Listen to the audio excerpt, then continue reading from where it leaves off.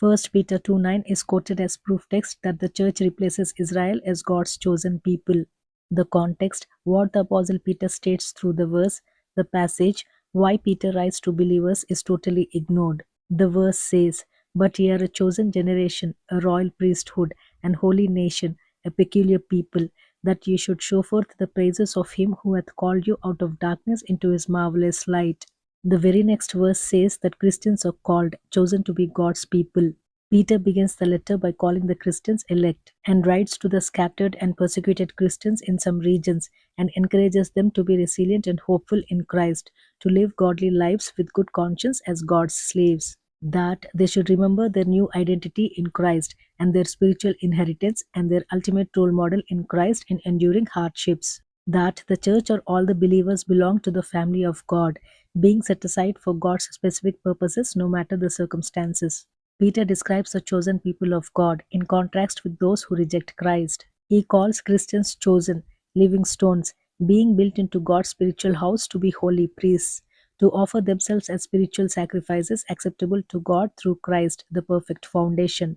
Peter calls the believers a chosen race, not in the sense of ethnicity or origin like Israel, but a spiritual race in Christ, a holy nation, since Christians are called out and set apart from all people for God's specific purposes as God's special possession, to declare God's praises, His mercy, and offer their lives as spiritual sacrifices to God. The next chapters reiterate that believers should live for God, suffering for doing good, suffering for being Christians.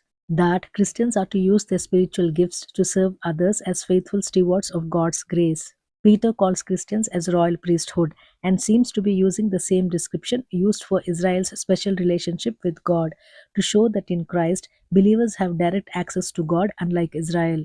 Other than this, and calling the church as chosen to be a holy people, where does Peter mention that the church has replaced Israel?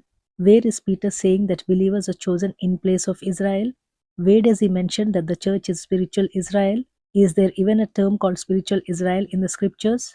Why would the apostles not clearly exegete a crucial theological matter like church as the new chosen in Israel's place?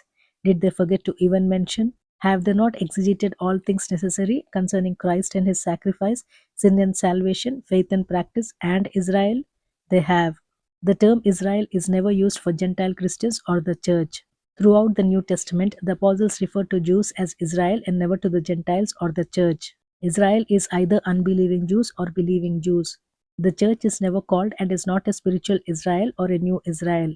For more content, check the playlist on replacement theology on my channel and remember to be a Berean.